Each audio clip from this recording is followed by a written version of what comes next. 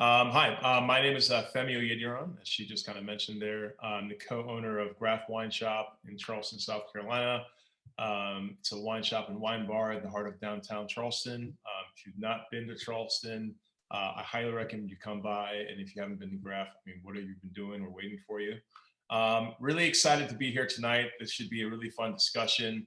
We are shoveling the tank, as we're calling it, getting to talk with there are people that are on the ground in Napa, working 2021 vintage at some of the most reputable and storied wineries that you'll see in California. So this is going to be an amazing, I think, opportunity for those of you that haven't had intimate time at wineries or in vineyards to really kind of gauge or get a peek at what happens. So I'm excited to talk to the three guests that we have here. These are all industry veterans, if you will. These are women that have worked in the industry, different facets of the industry, whether it be in winemaking now or restaurants in their roles of sommeliers prior, or even as they might continue after this. We'll get to that too. But sommeliers in the trade who are working time out on the West Coast. So we're going to speak to a few that I'm excited to chat with. This is my first time really speaking to most of these women, and I'm really excited. So we'll be starting with Gabriela Lifsher, who's joining us from Crocker&Starr Wines. Also, hey, no doubt. We have Lena Wellington, who's joining us from Inglenook Winery, and then Imane, Hanine, who's joining us from Matthiasson, which are such a great trio of wines. Hey, ladies, how are you? Doing pretty good. Good to see you. Good to see you. Hey there. Oh yeah, for sure. We're definitely seeing different sides of the world today, or the country. I'm on the East Coast of Charleston. It's just jumping into nighttime, and you've still got a little bit of sunlight, I feel like, out there in Napa. Cool. Oh yeah, the sun's about to set soon. Yeah, well, amazing. Enjoy it. So interested in hearing about your experience, what you've been working on at the different wineries.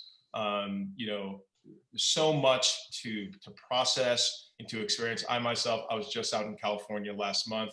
I got to spend some time in Sonoma, which is really fun, and getting to see California that time of year was just always amazing. So I would love to hear your impressions, although I know not all of you, it's not your first time in California. Some of us are just born with that gift. But yeah, I'd love to chat and hear a lot. So I've got a few questions for y'all, and I think we're going to jump into this investigation and just kind of really learn some great details about this vintage. So we'll start with Gabriela, if you will. How did you get to where you are? Can you just give us a quick kind of story to how you got there? Yeah, sure. I grew up in Sacramento, and I grew up in the restaurant industry. And my first job in high school, working at a real kind of old school Italian restaurant. And there was a very dapper, older, debonair bartender, and he said, "Where the money's at and where the fun is at in this business is on the booze side." And I was like, okay, I'm into that. And then I moved to San Francisco, and I went to San Francisco State, and I continued to work in restaurants. And then I worked at Michelin-starred Fleur de Lis, which is now closed. They closed in 2014, and I worked there for 10 years and got an opportunity to try a lot of good wine there. And that's where I really began my sommelier journey. So I was one of only 2 women at the time on the floor, and then began that certification process. And then the restaurant closed in 14. I was very burnt out. I did not want to continue working on the floor. And then an opportunity really kind of serendipitously came out of nowhere for me to work at Red Estate in Oakville, Napa. And I was there for 5 years on the sales side. It was phenomenal, an incredible property, all estate fruit, a lot of care goes into those wines. I learned a lot. And then the pandemic happened, and I was furloughed. And I definitely, like the planet, sort of had a moment of, okay, what's happening? But then I realized, once again, I had hit a wall that I hadn't realized, and that in actuality, I was ready to move away from the sales aspect and move into production, which I realized that it was something I had wanted to do, but I just hadn't had an opportunity to delve into. And I was lucky enough to come on as an intern for Crocker&Starr in 2020. And then they asked me back for 2021. So here I am. And yeah, I'm loving it. I absolutely love it. It's completely reinvigorated my love for wine because I was extremely burnt out. As I'm sure you know, Femi, like there's just a lot that kind of goes hand in hand with the sales side of the wine world. Of course. And I just was, I didn't want to be an ambassador anymore for this kind of quote unquote wine country lifestyle. And I just wanted to just get dirty and do the work and get into it. Pretty amazing to be in an industry that has multiple hats you can wear. Absolutely. And still experience it, right? So we can, be in restaurants and wine, or we can literally be in the field. Yeah. Pretty cool. Pretty cool. And so, what are you drinking? I am drinking Crocker&Starr, and this is, I don't know if it's labeled, but this is their Napa Valley AVA Cabernet Franc. So this is their entry-level label. It's absolutely gorgeous. Pam Starr, the founding winemaker for Crocker&Starr, is definitely understands Cabernet Franc, and Evan has really brought in the Cab Franc, which is all the state fruit off of this property, to a kind of bright new level. Yeah, I love that. Cabernet Franc is my paradise. I write these letters weekly, and I often talk about my Cab Franc paradise. So I think that Crocker&Starr will be my next ticket out there for sure. Absolutely. Awesome. Well, we're also going to chat with a few others. And so, Lena, why don't you tell us how you got to harvest? How I got to harvest. So I come from a restaurant background as well. I was working as a server in Detroit, Michigan at a fine dining steakhouse. So kind of just there, fell in love with wine after going to culinary school. And I got presented with this opportunity to apply to the Roots Fund, which is a program designed to kind of provide opportunities for people of color to get their foot in the wine door and kind of, immerse the community. Great organization. Yeah, absolutely. So I applied. I am a recipient of the Rudin and Napa scholarship through them, and I was placed I went through an interview with Inglenook, and now I'm there. So they brought me out, and I'm just doing the harvest thing now. Kind of wanted to see where wine started, That's pretty amazing. That's pretty amazing. I mean, these are all great wineries, but for those of you that aren't, reading books every night, Inglenook is literally, one of the most historic estates in California. Yes. The genesis of Napa Valley is, they're part of that story. So that's really great to be at a winery like that. I mean, this is so amazing. So what are you drinking tonight? Well, tonight I took a bit of a different route. Luckily, my winemaker and enologist were willing to give me some tank samples. So I'm doing a little bit of this current vintage 2021. It's our Viognier. Right now it's 100% Viognier. It's going to be aged in 100% new oak. And then it's going to be blended into our Blancano label, which is our Rhone white blend. So Marsanne, Roussanne, and Viognier in that regard. So it's tasting pretty fresh. Awesome. Super new. It's very delicious though. Yeah, awesome. You're already winning. So Imane, we're going to talk to Imane tonight. Imane, tell us how you got to harvest. So I'm going to make it really concise because it was a long, arduous journey to make it to harvest. But I did come from a restaurant background. But my pathway to wine was actually in the nonprofit sector out of college. I was really passionate about sustainability, food equity, food justice. And so I worked for a nonprofit. And when I was running their fundraiser, I met my first wine mentor, who was a sommelier and author, Marnie Old.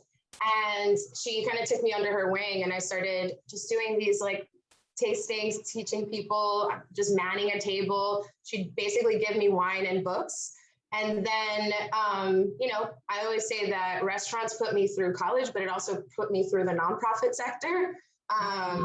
That's kind of where everything spiraled. But let's fast forward to 2016 when I worked my first harvest. I was working at Cork Buzz in New York City, and I was the GM at the Chelsea Market location. And Steve Matthiasson walked in, and I don't tell this story often. I just told Steve like 3 months ago, but Steve walked into the bar, and one of my bartenders, Isaiah, was like, I'm pretty sure Steve Matthiasson just walked in the door. And I was like, hold the phone. No one's taking care of him. I'm going to be his personal sommelier. Oh yeah. So the long and short, I like asked for, he was super gracious, just really transparent, and then gave me his card. I emailed the next day to work harvest, but alas, they're already booked up. As you can imagine, all of the Somm TV and all of those like Somm movies came out. And I ended up working harvest up in St. Helena in 2018, 2 years later. And the long and short is the pandemic, kind of as challenging as it was, it really opened up a lot of opportunities. And I started working in the tasting room here at Matthiasson this time last year. I asked Steve and Jill, I was like, listen, I now have, production under my belt. I have wine education, hospitality, but the one missing piece is being in the vineyard. So I basically teared up and asked Jill if I could live the life cycle of a vine. And so I started working as an intern from January. So basically, what's that? I'm going to steal that, by the way. Make sure you drop a tear, because that's the only way you'll convince them. But so I told her, so I've basically been in the vineyard, and then we just transitioned into the cellar like 3 weeks ago. It's been like fast and furious. That's what brought me here to Matthiasson. Amazing. Oh, yeah. So now you have to tell us, what are you drinking? Oh man, I came in hot today. I'm drinking a barrel sample of Greco di Tufo, and as you guys can see, this color is like super orange. This is not an orange wine. This was pressed the day after. It's whole cluster, and this is one of the wines that goes into this ancient wine offering that we made. It's called Ancient Wine Number 1. So this is what it used to be, and it basically is this ancient recipe from Greek, and it's a Greek and Roman recipe, which they ferment whole cluster and mix in with pine resin. And so this year, Steve was like, you know what? Yeah. That's right. So you know your stuff. So this year, Steve is like, no, we're just going to make this as a white wine. We want like a salty mineral wine, and it's basically going to have this like beautiful orange hue, and the acid is ripping. It's so delicious. That sounds like so much fun. Yeah, I'm pumped. I'm jealous. See, these are the benefits of getting out there. Not everyone gets this experience. So, I mean, to break away and to work out at sites like this. So this has been tremendous. I imagine that, considering all of you have kind of been in your roles for some time, that you've gained insight in terms of the way you feel about the world of wine, et cetera.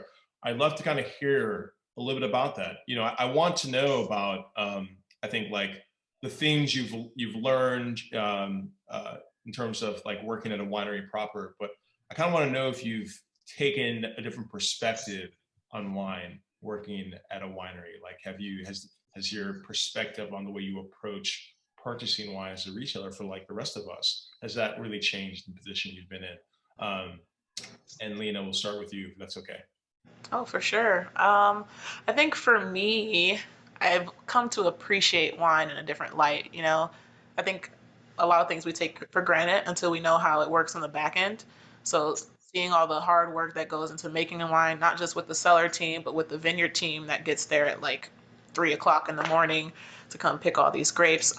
They're just absolutely amazing. So I've come to love it all much more. And I've definitely become more adventurous with my wine selections when going shopping for wine. Usually I try to stay on the safe side, like, oh, this is a Cabernet. I heard this was a good vintage. Now I'm just trying stuff like, oh, I've never heard of that. Let me try it, to kind of expand. Because, I mean, that's why I came out here, is to learn as much as I can. So what better place to experiment than Napa Valley, right? Absolutely. Well, that's great. Gabriela, how do you feel? I feel fabulous, but for me, since coming out to the Napa Valley in 2015, it's been a complete re-education for me on Napa Valley wines. You know, San Francisco in the 2000s, 2010s, those were the wines we were selling in restaurants, but those were not necessarily the wines that we were drinking in restaurants or drinking ourselves in restaurants. Personally, I'm a very curious drinker. I like to try everything and anything. And but coming here to the Valley and living here in the Valley, and I think this is to Lena's point, is that really understanding this is St. Helena, this is Rutherford, this is Oakville, this is Oak Knoll. And I know that because I live there and I drive through there every day. So I understand what this microclimate is about. I understand what eastern side of Napa Valley is with more sun exposure and live oaks, as opposed to the western side of the Napa Valley, which is going to get afternoon shade and it's going to have evergreens. And so that becomes not so much something that you have to memorize out of a textbook, but something that you implicitly, instinctually know because you're here. The theory comes to life, basically. Exactly. And like I said, I grew up in Northern California, but I lived in San Francisco for almost 20 years, and maybe so close, you kind of out of sight, out of mind, almost in a strange way. And so for me, it's just been such a newfound appreciation and love for Napa Valley wines. And I also think this is an amazing time to be in Napa. I think we are moving into a very exciting time where we are understanding what the terroir of the Napa Valley is. And I think culturally, we're moving in a different direction. And so I think overall, it's very exciting. I think that a lot of estates are really, they're settling into who they are and what they are, and they have a deeper understanding of that. And I think it's very exciting. Amazing, amazing. Imane, if you, please share with us. I think that primarily is, you know, when I was working in New York, you know, it wasn't too long ago, but let's say three to 5 years ago, there's definitely been this surge of the more educated consumer base. When I was working in the city, New York City, no, but when I was working in the city, I remember serving guests that were going through CMS and going through WSET and coming in to learn, you know, about doing blind tastings and whatnot. And I think that the conversation around farming has definitely like taken precedence, especially as of recently. And I think what I learned more as, you know, these different farming practices become more popular or what is it called? Adopted. I think what I ended up learning that I didn't know as a sommelier and serving wine was how unique, like there's not one size that fits all. Even at Matthiasson, every vineyard that we farm almost 50 acres in-house. And literally, we don't treat every single vineyard the same. Yes, they're all organically farmed, rooted in, you know, sustainable practices and whatnot. But I started really venturing out and learning a lot about Napa and learning about the history, kind of like what you said, Gabriela. I think that that's what blew my mind more, is that we talk about things as even as sommeliers amongst our kin, and we talk about like biodynamic and we throw these really cool words, but not everything is applicable. And I think it's really important to embrace all of the styles as much as the farming, of course, responsibly. But I think that that's what really like blew my mind living in the Napa Valley. Yeah, that's awesome. So yeah, I think Napa is obviously amazing, you know, for many people, a Narnia experience of visiting Napa and seeing, you know, titans, you know, winemakers that you read about, you know, in real life, and spending time in the vineyard, in the winery. So, you know, obviously, I think everyone here has spent, you know, time in the vineyard, and you've also spent time in the winery. Are any of you surprised, or you want to talk about, did you feel like you spent more time in one area? Maybe you expected you'd spend more time in the vineyard when you first, agreed to come on to these wineries, or did you feel like you'd spend more time in the winery itself? And I don't know, I'm kind of curious about that experience. Imane, how do you feel? Well, I work for a farmer, so I spent a lot of time in the vineyard, a lot more than I thought I would be allowed to. I mean, I was working full time, 50 60 hours from pretty much January to September. And I have to say that I feel really fortunate that they even let me, and there were like 4 other interns. They kind of launched this viticulture internship pilot program at Matthiasson. And I worked with 4 other American-born interns. And I think that, you know, that's a challenge because we don't have the experience, we don't have the speed, we don't have, you know, like kind of the years prior. And in the vineyard, you're pretty much having a conversation with the vine, essentially whatever happened last year, you're doing this year, and now you're learning about it at the same time. So definitely for me, I knew what I was going into, but I didn't know how in depth it was going to be. But so that's just kind of my thing. Yeah, exactly. And Lena, Yeah. at Inglenook, where were you at? I'm mostly in the cellar, which is, you know, where I expect it to be, but I didn't realize there's just so many moving parts. It's like a well-oiled machine, everything's so smooth and how it's run. So there's always something happening, always something to do, and I'm always busy, which is great. So, I mean, even just today, started the day digging out a tank, shoveling the tank, kind of ironic. Right on. Gabriela? Yeah. I mean, I absolutely, to the core of myself, believe that, you know, you grow wines, you don't make wines. And so, you know, any chance I have to be in the vineyard is incredible. I mean, I love sampling. So anytime they say go out and sample, I'm delighted to go out and sample. Awesome.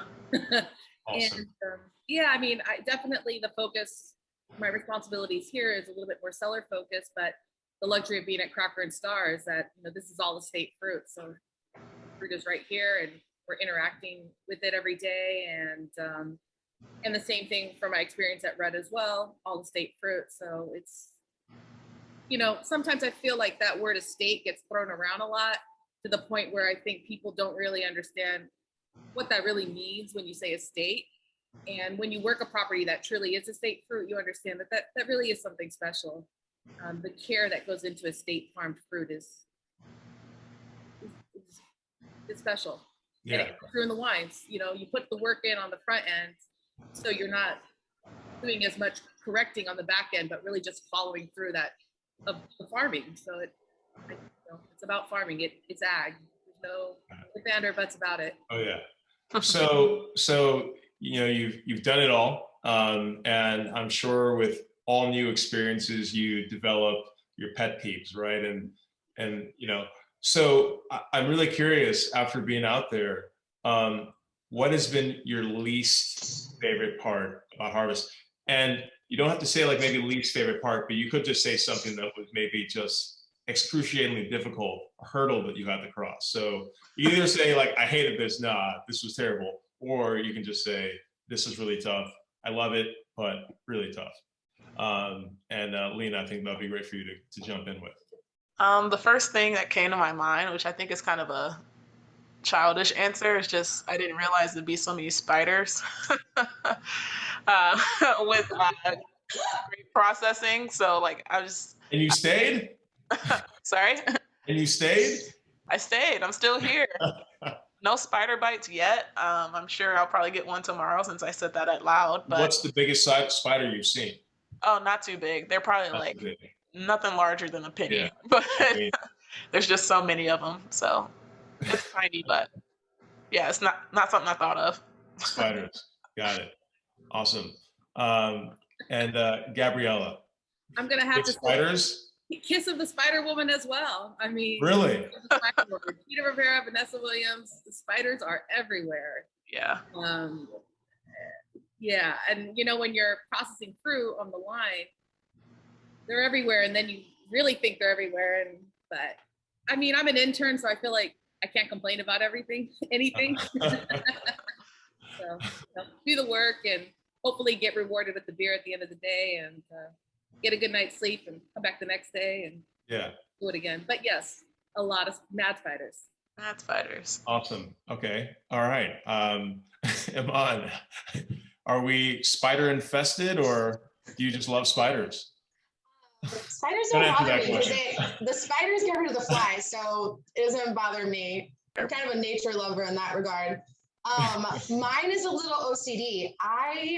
No matter how much you clean the crush pad, the crush equipment, you will always find grapes. You will, it's like inevitable. Like essentially, it doesn't matter how much you spray it down, how much you squeegee, how much, it doesn't matter.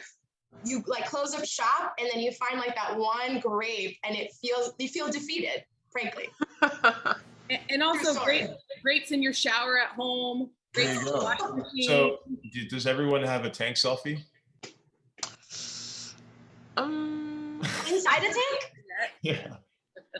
No. Like you're cleaning. I mean, you're cleaning. Does anyone? I mean, I've climbed in there getting my little. You know, do you all have that in your book? I don't think Kirsten so. showed me. One of my employees just got back and she showed me hers. I've seen. I think she posted. Oh yeah. This is professional too. You gotta get it. My coworkers and colleagues are super gracious, but I feel like everyone takes photographs of each other. I haven't been inside a tank, but I definitely got a photo digging out a tank. Yeah. I got a photo doing a punch down, and on top of a tank doing a pump over. Awesome. So not inside a tank yet. You gotta get your stringer shot. You know, you're gonna leave, but like I'm leaving with my action shots. That's amazing. Oh yeah. Cool. So you guys are obviously cleaning tanks. You know, you're driving tractors. So what crazy tools are you guys using that you're excited about? I'd love to see what's being used, what's being put to work. You know, what machines that you didn't expect to work with, but hey, you know, you're rocking out with now. Lena, what do you have? So I actually was allowed to take this small piece of equipment out of the winery, and hopefully nothing happens to it. There's a briefcase for it, but this is a turbidity reader, so it measures the turbidity in the must before we rack it. And for those of you who don't know, turbidity is just like the amount of solids in the wine. So if you think about opaqueness with color, that's kind of like the same thing on a 3D standpoint. So I chose this piece because I actually broke it once and had to take it apart. There's a little glass vial that goes in here, and it's what reads the wine. And I was like, I wonder what will happen if you put it in upside down. I did that because I'm an idiot, and it got stuck. So I took out about 12 very tiny screws and took it apart, and now we know each other very well. And that's why I chose Hannah here. Amazing. So cool. Yeah. Gabriela. The number one thing in the cellar are clamps. Yes. This is everything. And after you do a trillion of these, Yeah. Gaskets. you do need gaskets. I didn't bring the gaskets, but you need this. Yeah. And in order for this, you need this to wash that down. Yes. And then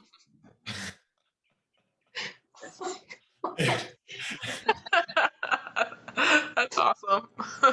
That's amazing. Yeah. That's amazing. That's your mise en place. that's my mise en place, exactly. That's yours. Harvest 2021 survival kit. Amazing. Imane, what cool tools are you rocking out with? So mine is super, super duper high tech. It's really expensive. So I feel really fortunate that they let me borrow this from the cellar. This is what we call a squeegee, my friends. And as I already told you, I'm super OCD. And I love to get rid of grapes from the ground. And so at the end of the day, I have one of my colleagues is from New York, and he literally said, he's like, we make like New York City street sweepers. He sprays it down. I squeegee the Graft, like the crush pad.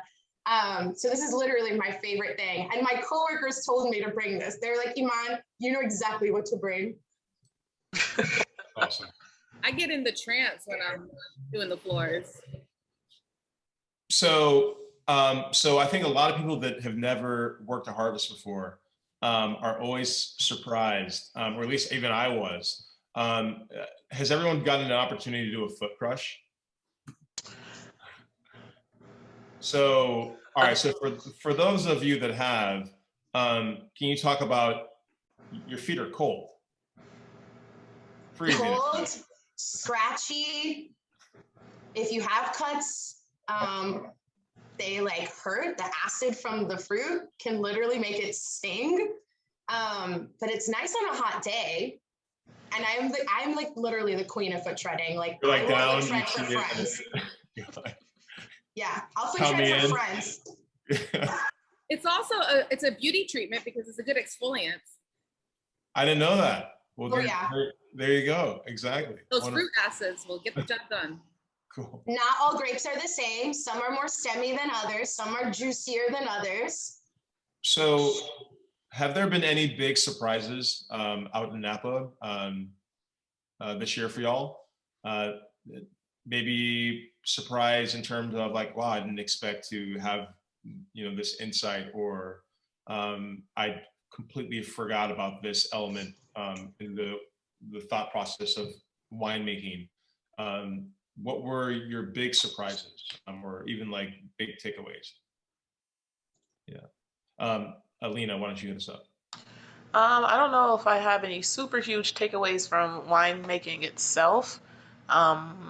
It's all been pretty awesome and I've learned a lot. However, coming here, I didn't expect there to be such a huge community of people that I could reach out to and talk to and ask questions to. And like Imane especially, it's super helpful. We had a long conversation one night.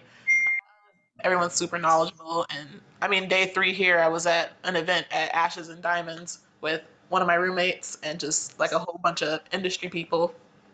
And it was insane. So like the Very community cool winery. definitely is awesome. Yeah. Awesome. Imane. I think there's 2 things. One is how the Napa Valley, you know, we have such a rich history in the Napa Valley, whether it's soil, topography, wine, but also in style. And I think that the greatest takeaway, or what's encouraged me to continue to pursue production, is that there really is more space for more producers. I've made a lot of friends and of people that don't make a ton of cases of wine. And, you know, I think that it's been really encouraging in that regard. Steve always says, Steve and Jill they farm vineyards that they don't even own, that they lease. And it's people's backyards and people that like have second homes. And so I think that what blew my mind was the opportunity that's here to actually make wine. And from a winemaking perspective, I've been really into this co-ferments, not necessarily with different fruits, which although we've played with that here, and that's like definitely like burgeoning right now. Yeah. But at Matthiasson, you know, one of our flagship wines is the Cabernet Sauvignon. And I, in my mind, had this idea of what co-fermenting was. And then I realized that it was very simply, you know, you put fruit in a tank and then you put another fruit in the tank and you just kind of make a layered cake.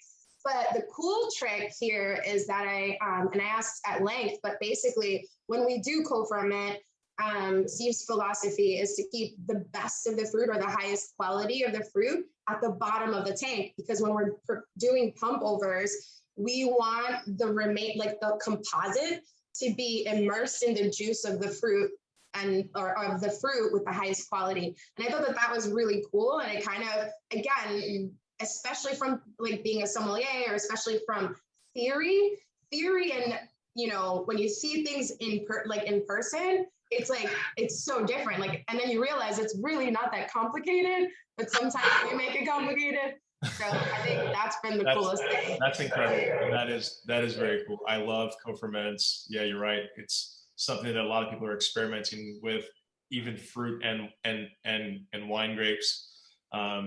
Pretty amazing to see those. Gabriela. To go off of co-ferments, absolutely. I you know, that's such a rich part of California heritage, California winemaking history. Co-ferments that was the pre-prohibition winemaking tradition. So it's beautiful to honor that. There is a rich winemaking tradition here in the Napa Valley that really goes back. And so it's beautiful to see something that is traditional be celebrated again. And I completely agree with Imane that there's room for everything here in the Napa Valley. There truly, truly is. This is such a complex growing region, and it offers a lot. Financially, okay, it can throw you some challenges, but there's a lot to explore. It's very, very exciting. Well, thanks to everyone for coming out and watching this chat. All we planned to do was start our own winery, so no doubt. I love it. Cool. So many amazing wines are being made this year. I'd love to hear about the wines that you guys are really excited about. Obviously, some of you are tasting tank samples, etc. We talked about co-ferments happening. I am personally drinking a wine from Matthiasson Vineyard tonight. I've got their Linda Vista Chardonnay, which is awesome and something we've sold at our store since we opened. I have wines from all three of the wineries, so excited to taste and talk to their working there. But yeah, I'd love to hear what's being made. What is your favorite vineyard site maybe? What is the wine that you're really looking forward to seeing? Maybe thinking that you had your handprint on that wine. And Gabriela, why don't we start with you? Well, today we processed Cabernet Franc, so I'm very excited about that. Cabernet Franc, yeah. Crocker&Starr 2021. As I said, I was at 5 years at Red Estate. I'm very proud of the wines off of that property. And I also wanted to shout out Birdhorse Wines. Yes. Who is the winemakers there. She was a cellar master in 2020 at Crocker&Starr. And she taught me everything I know. So shout out to Katie. Amazing. Shout out to Katie. Lena. I'm actually kind of looking forward to our Syrah this year. We do a RC Syrah just because we've had really intense color extraction, not just from the Syrah, but from all our grapes. So I'm really interested to see how that tannin structure will follow through to the bottle and just what that looks like for this vintage as compared to previous vintages. Amazing, amazing.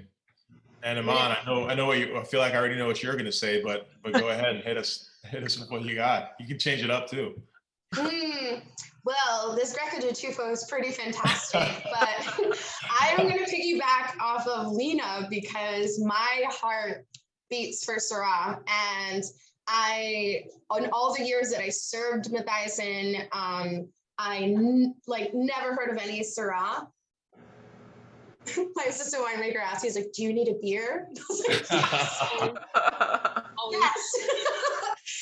Yes. In all the years that I served the wine and sold the wine and when I say preach the gospel of Matthiasson, this is hilarious. I have to show you this. There's our assistant winemaker. Whoa, what's up? He's like, "Here's a beer." Hello. He calls himself Santa Claus.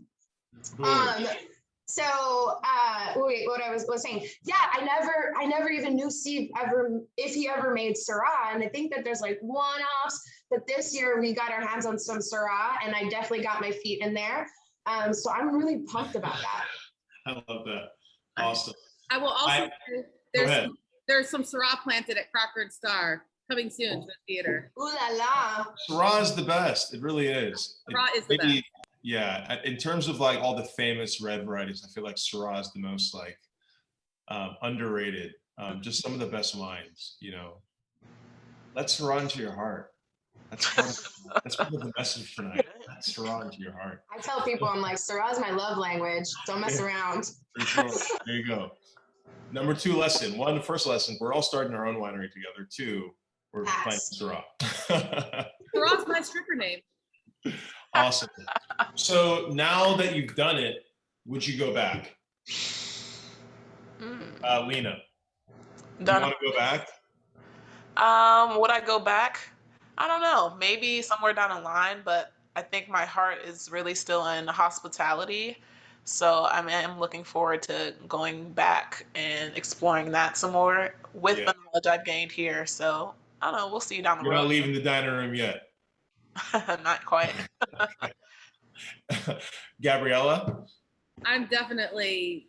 You're here. I'm here, but I will say to Lena's point that you're so much richer in the hospitality world with having had that production. And it's incredible that you're having the opportunity to do this harvest. I personally feel that I wish that more people on production would understand hospitality and more people in hospitality would understand production. So if that can come together, I think that's where it's at. Awesome. And Imane. Yeah, my heart is definitely in production, but I think that, I mean, ultimately I aspire to make my own wine. That's really what it comes down to. I think being able to, having the privilege and the opportunity to work in so many facets of the industry, from hospitality, education, you know, viticulture and production. I think I kept saying for a long time when people were like, well, what do you want to do? Where do you want to go with this? And I kept saying, I was like, well, I love talking about wine. I like selling wine. I love being in the vineyard and I love being in the cellar. And then it like literally this light bulb moment hit and it's like, wait, you just want to be a winemaker, just say it. And so that's where I'm at right now. And I feel lucky to be learning from the people that are really gracious, especially here. I mean, Napa, I'm not even kidding. Napa really, I didn't expect such a transparent community, such a gracious community, such a, you know, like, I really feel like it kind of rolled out the red carpet for me. And I've been able to know, like, winemakers out here are happy to talk, happy to share information. They'll show you spreadsheets. And so, yeah, I think that's the goal from here on out. We'll see where the trajectory leads. Awesome. It's for me, it's a humbling experience to be an intern in the Napa Valley, and it's an honor to be an intern in the Napa Valley. Absolutely. Well, that's awesome. I know the next time I go out to Napa, I know exactly who to call. The three of y'all. I'm going to touch you for the winery too, don't worry. But for that, I know exactly who to call. This has been such an honor to talk to the three of you and hear about your incredible experiences in the Napa Valley, one of the coolest places on earth. So great to chat with y'all and to share this time and share a glass of wine. Cheers to everyone. Cheers. Cheers for sure. Thank you so much. No doubt. Shove in the tank. Y'all are rock stars. Thanks. No doubt. For sure. But wraps it up for us. Are there any questions? Are there any questions that I saw in the box here? But lots of shout outs. You got people from all over. Yeah, if there's any questions, I guess, let's see if we can bring in a few before we jump off. But I'd love to hear if there's any curiosities for our friends here. Bring in the question.